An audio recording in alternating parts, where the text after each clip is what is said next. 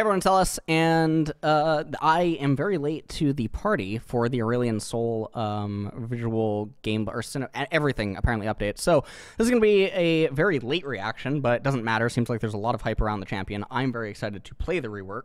I've made that known for a while. I was very excited to play it last year because I thought it was coming out last year.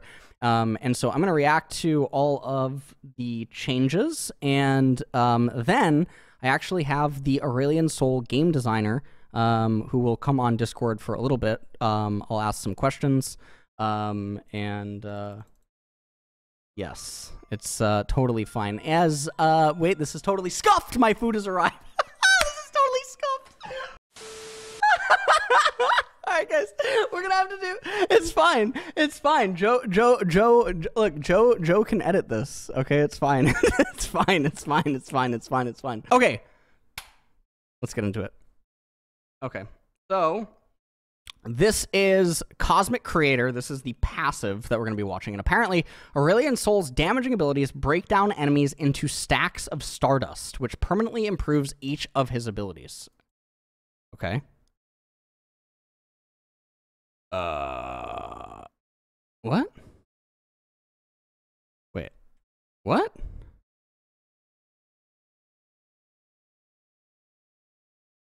Breaks down what?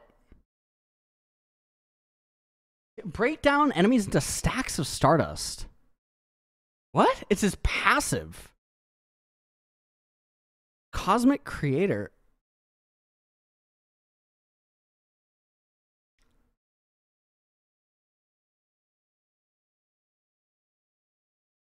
Huh?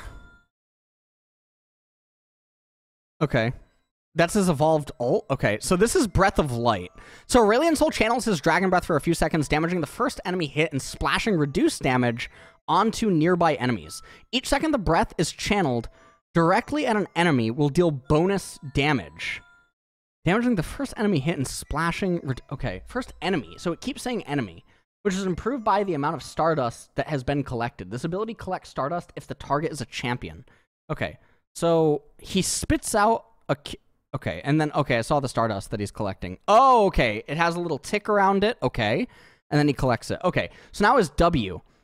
Okay, the doorbell music, guys, ignore it. Astral Fight. Aurelion Sol flies over terrain in a targeted direction. While in this state, he can cast other abilities. Breath of Light no longer has a cooldown or maximum channel duration and deals increased damage while flying. Oh, so it's like he's breathing fire. Okay. Astral Flight's remaining cooldown is reduced whenever an enemy champion dies after being recently damaged by Aurelion Sol. Stardust increases Astral Flight's maximum range. Okay.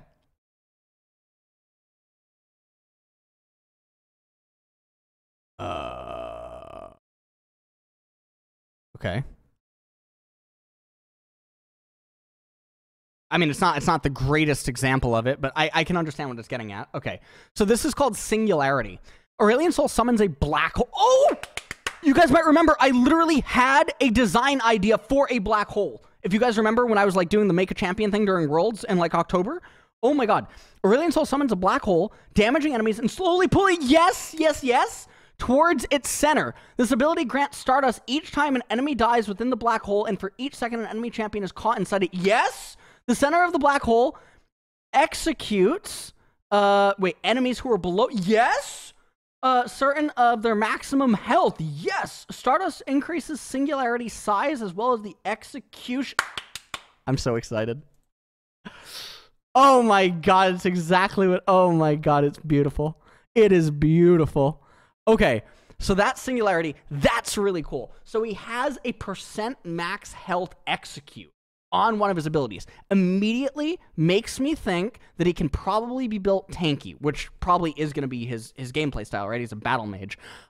So obviously, like Rod of Ages, the changes to Seraphs, like this is all really, really, really cool. The Singularity thing is really cool. The movement with the W is really cool. The fact that he can probably breathe fire with his Q is really cool. The Q, I have a little bit of difficulty understanding it, but I'll ask the game designer about it. And then also the Aurelion Sol damaging abilities breaking down enemies into stacks of stardust, which permanently... I'll ask about that as well, because I imagine it's like Syndra's passive. But this is really, really, really cool. Okay, so R is Falling Star. So Falling Star. Aurelion Soul crashes a star into the earth. This impact deals magic damage and stuns enemies while also granting Stardust for each enemy champion it hits. Gathering enough Stardust transforms Aurelion Soul's next Falling Star into the Sky's Descent. What? The Sky's Descend. Which has 2 R's. Aurelion Soul drags a giant star down from the heavens with an increased impact zone and increased damage, knocking up enemies rather than stunning them. A shockwave then spreads from the edge of the impact zone, which damages and slows enemies it hits. Stardust increases the impact area of both fall. Is Stardust permanent? Does it, like, does everything keep getting bigger? That's going to be a question that I'm going to ask the designer, because I don't think that it's known yet. Okay, so that was the first R. This is the second R. The size is absolutely no...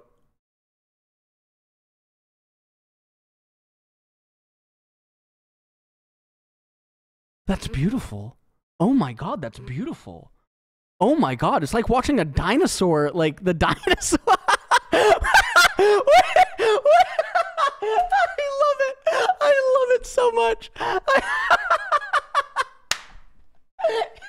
Yoink the blue off. And it's AoE. Wait a minute, but it hits the camps, which means that it aggroes. Honestly, this should execute jungle monsters. You know what I mean? It should execute them, sort of like the dinosaur meteor. You know what I mean? Like that should be cool. It should execute all monsters it impacts. That would be really cool. That would be very, very, very, very cool. That would be insane if that was an actual thing.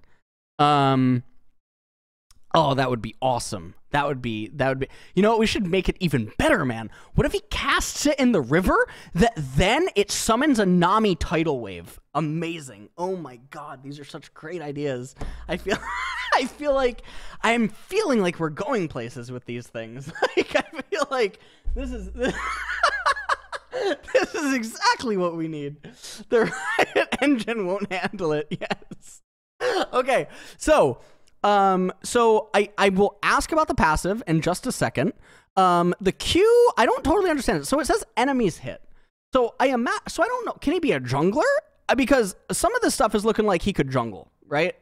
His R has like a pretty big range on it. Like, he has his W, he can cast his Q. Like, can he jungle? The singularity thing also, it says enemies again. It doesn't just say champions. So I wonder, this ability gets started each time an enemy dies within the black hole. So does he get Stardust? I'll ask these questions.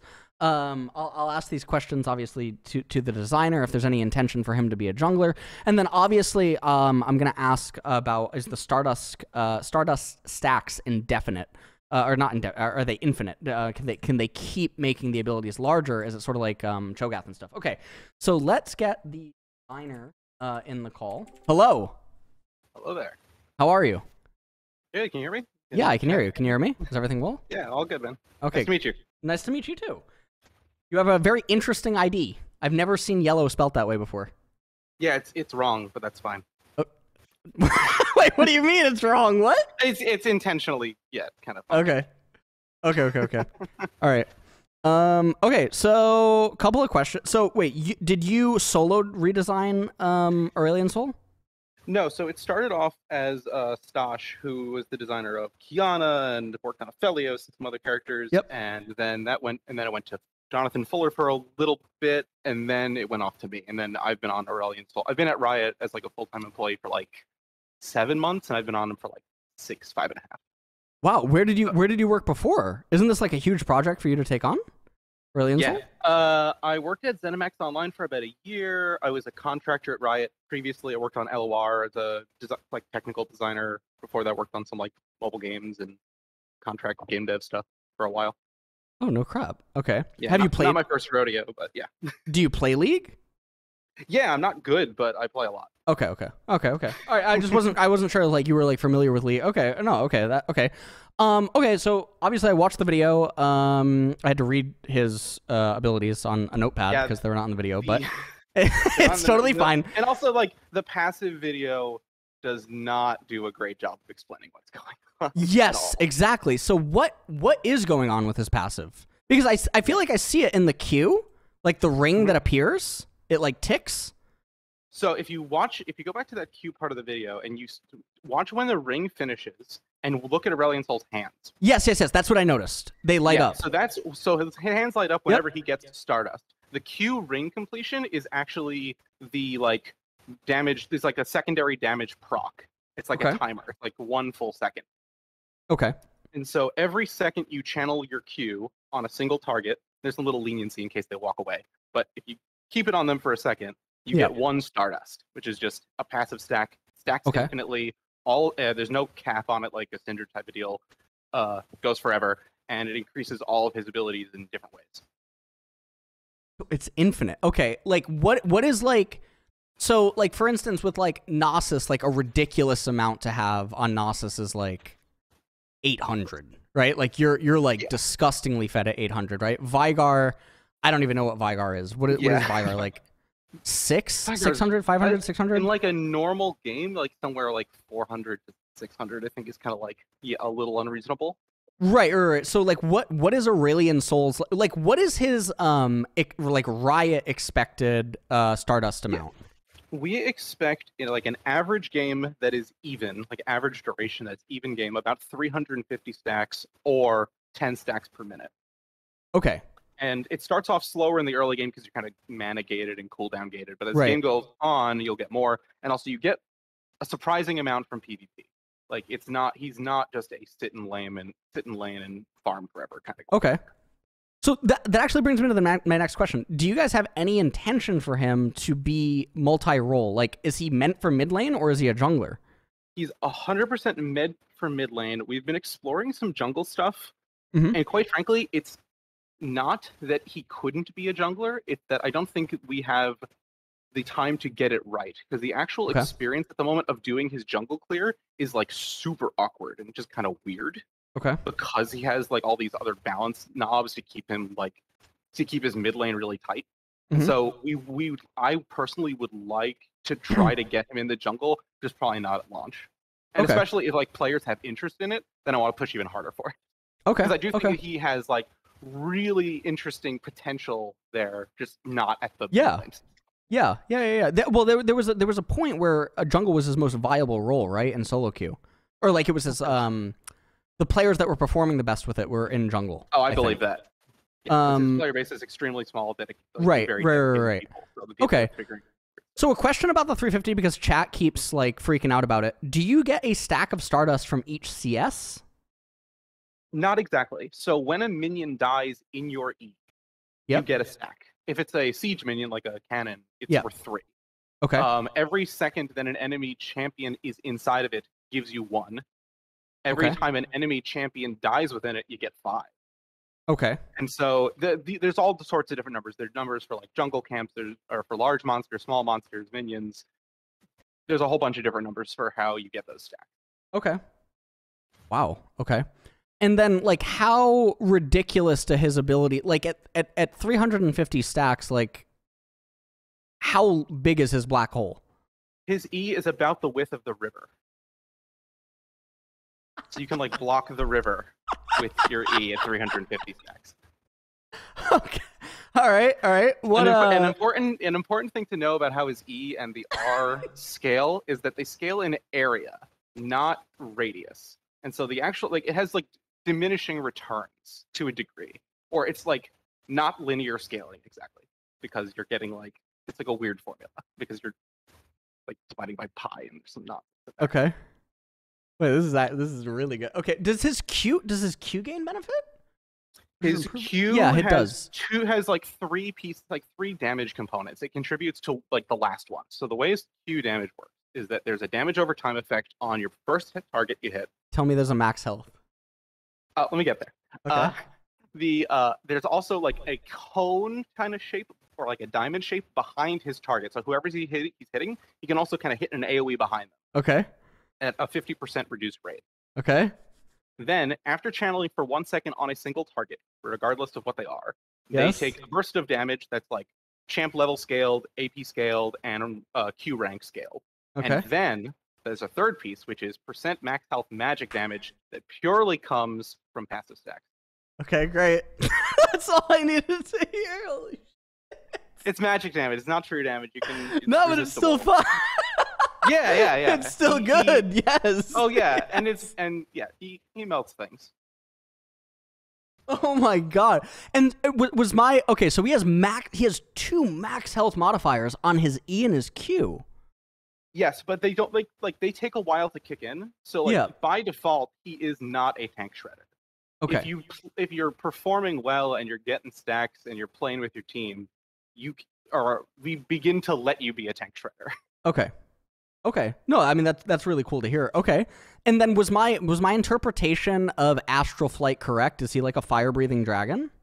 He's a fire-breathing dragon. A very common play is to like strafe on like a weird angle in a fight and just drop blow your flames and then blow fire onto people. That's cool. Like he kind of plays like a diver to a degree. Like he goes in.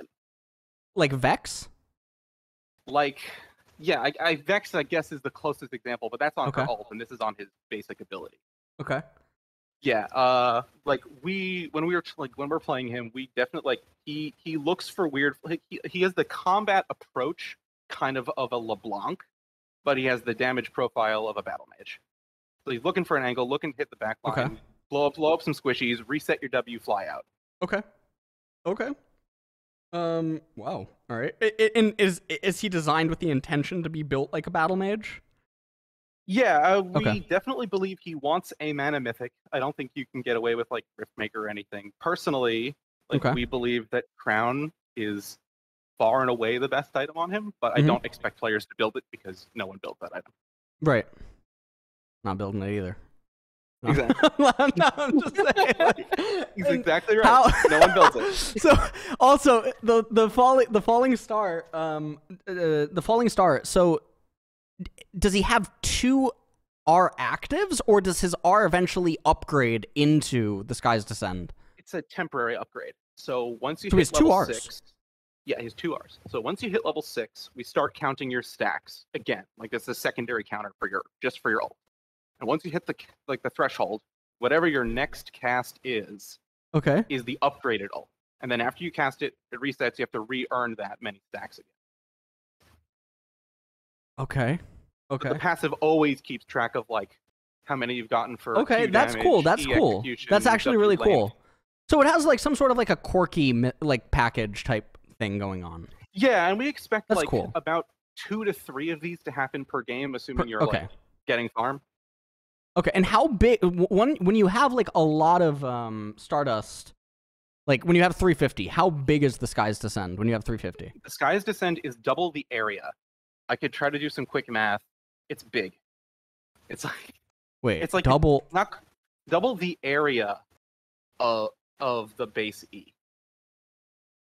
So of the E. So if your E was taking up the river, like width, you double the area, not the radius. So it almost eats all of mid lane?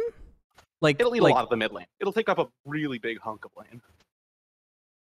So it's unavoidable, pretty much. Like you'd have to try to miss.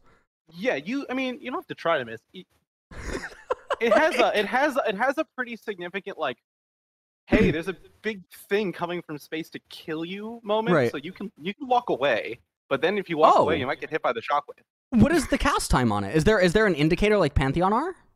There's an indicator, yeah. There's a big indicator. Okay. And it like comes down at an angle, and you can see it coming from space. Okay. Like a Soraka Q? It comes at a diagonal, not vertical, but yeah. Okay. Is the indicator like the timing window like Galio R?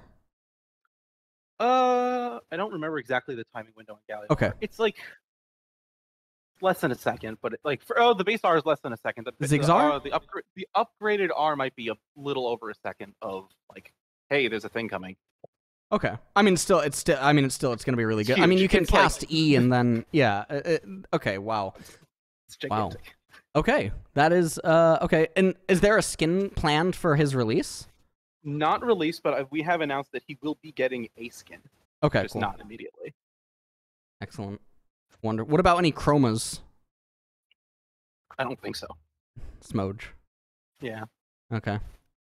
We had to like do new VFX for all of his existing skins. So. Oh, and also, so obviously, like we saw in the video that his R killed the blue.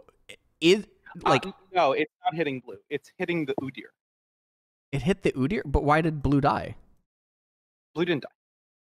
Oh, blue didn't die. I thought blue died. Oh, No, okay. no. I'm an idiot. Okay. The shockwave only hits champions and epic monsters. Okay. All right. Cool. So you can, like, try to snipe Baron or Dragon. Nice. There you go. How much damage does the shockwave do? The shockwave does as much as his base R. Okay. Which is like. Okay. I want to say it's like pretty standard battle mage ult damage, like somewhere in the vague levels of like an Orianna or an Azir. I think it's a little bit less, but not by much. I love it. Okay. I love it. Okay. It's not quite Karthus, but the Karthus comparisons in the chat aren't too wrong. Okay. Nice. Okay, very nice. Okay. Well, thank you so much. I don't think I missed anything. Is there anything else you wanted to talk about that maybe isn't in the video or like out there? The W range thing was very misleading. Yes. So his W is his flight, and his live, it's on his E. It's a very different spell. Okay. It's not used for like early game, just like eat yourself to bot lane. It just doesn't work. So the starting range on it is like 1200, which is like fine. It's not really an escape tool in lane. It's really a pick your angle and go diving or get the hell out type of spell. And you get like really significant range advantage, like range bonus on it from passive stacks. You get like 7.5 units per stack. Okay. That's pretty good. So by like 50 units or like 100 units, like the area, like the range like doubles. Okay. Yeah. That is okay. Other than that. Good. Other than that, what? Other than that, yeah, he's you mostly got everything. Okay, that's pretty good. That is very good. That is very good. Yeah, he hits PBE next Tuesday. Holy shit. Okay, that is. I mean, I'm excited for that. So he'll be out 2 weeks from now, then, roughly. He'll be out on the 7th. He hits live. Okay, the 7th of February. Okay, cool. So 2 weeks after next Tuesday, so 3 weeks. Yep. All right, that's pretty good. That is pretty good.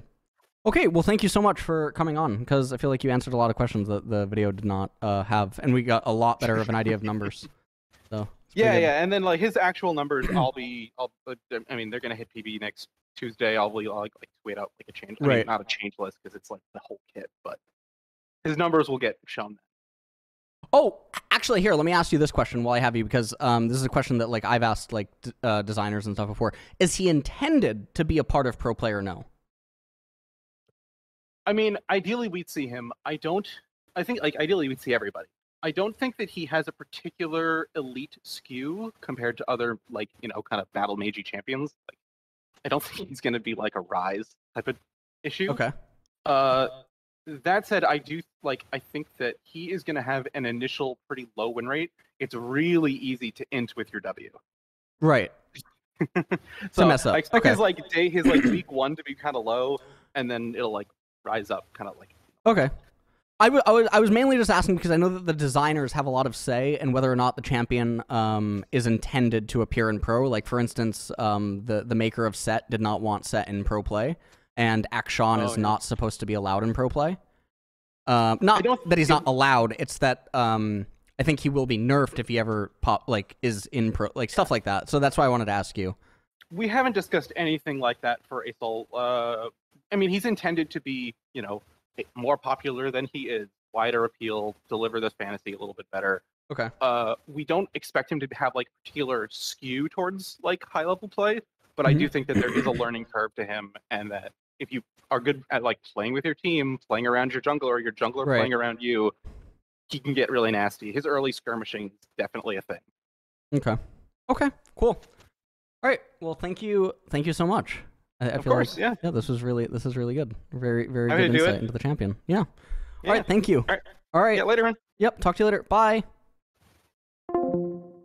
That was really nice. That was really nice. I feel like this is probably the most I know about a champion that is actually coming out from the videos, and then also like early insight into the numbers.